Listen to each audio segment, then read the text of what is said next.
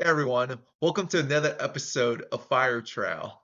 In today's episode, I want to talk about what you should buy when you receive your first paycheck in your first job out of college. My name is Xiao Yu, and I recently retired at 37 from my corporate finance job, and now I help people with their journey on to financial independence and retire early. So the first thing you should buy when you get your first paycheck is absolutely nothing. Zero. Do not buy anything expensive when you start your first job. And hear me out. Let me give you three reasons why you should take this approach. Okay. I get it. You're done with college after 4, maybe 5 years if you did a master's degree. You spend all those years eating ramen noodles and you're ready to eat real adult food. I totally understand. But there are some serious considerations that you want to be mindful of to set yourself up to be financially secure, not just when you're in your 20s, but have that last you all the way to set you up financially stable up in your 30s, 40s to early retirement. So, the first reason why you should buy absolutely nothing is because you want to get a clear understanding of what your finances will look like, specifically what your paycheck will look like. How much will you actually take home? A lot of the students that I work with are in accounting and finance, and the typical salary I'm seeing for, especially for accounting students, about 55,000 a year, and for finance students, close to 60,000. Now, that's a lot of money when you're used to making the minimum wage of $12 an hour and having a paycheck of 50,000, 60,000 a year. But hear me out. You do not get to take home the full amount. You don't get to take home at the end of the year $50,000. No. In fact, there are things called taxes. You have your FICA taxes, your Social Security, Medicaid, Medicare taxes, right? And then there are federal taxes that are withheld from your paycheck. But besides that, there are also things called benefits that you have to pay for.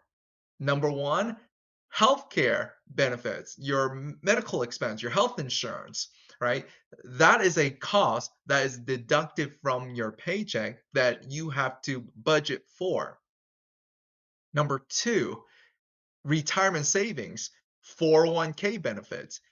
I encourage you take advantage of the employer match in your 401k. If you can't save much, save at least the max amount that you can to get the full match. That is free money. So you have to account for that too. So you need to your paycheck will be deducted the amount that's withheld for your 401k contribution.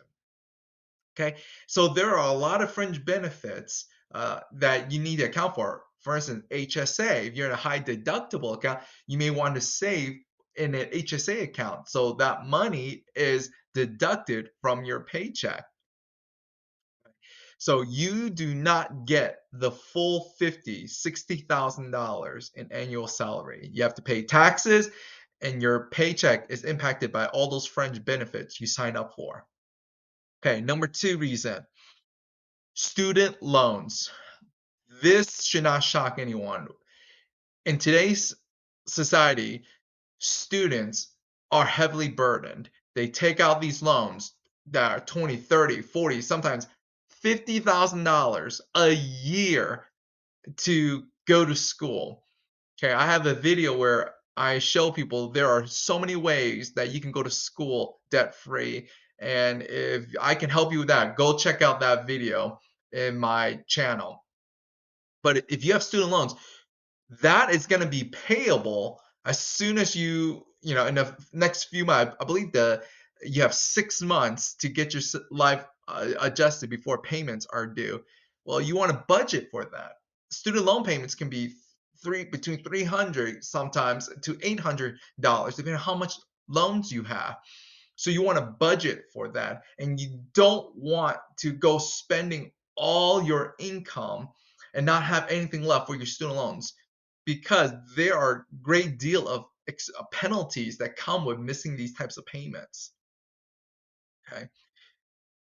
And finally, the last reason why I think you should not be buying big ticket items right off the bat is because you have just gone through a big roller coaster ride.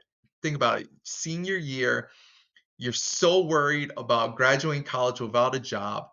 You're interviewing, trying to impress all of these employers, these hiring managers. You're doing research, you're practicing mock interviews, and it's very stressful. On top of that, you're going to school as a full-time student still, taking final exams still, and you are drained by now. You are probably tired by now. Okay? And then you get the notification that you got the job. You got the full-time offer and you're like skyrocket. You're in cloud 9 and you're just thinking the world like, "Wow, this is incredible." And you should celebrate that. But what I'm saying is all this roller coaster of emotions cloud your judgment. Give yourself a time. I usually tell students, give yourself at least a year to truly understand what you need versus what you want. And more importantly, what can you afford given all the expenses and financial targets that you have, right? You want to save money, you want to pay off debt. All of those things need to be accounted for. If you go and buy a German automobile, a BMW, a Mercedes, and sign up for $500 lease payments, that could derail all of those plans you had, right? If you decide like, hey, I get monthly check of $5,000, let's go get rent an apartment on South Beach, right? That might leave little room, little cushion for any other expenses. So you really want to give yourself time to adjust to what I call the transition to the professional work environment. All right. I really appreciate you guys watching this video. If you like it, please give it a like and a thumbs up and leave a comment. Again, this is Xiao Yu. Uh, I hope you have a wonderful day and I look forward to seeing you guys in the next video. Take care.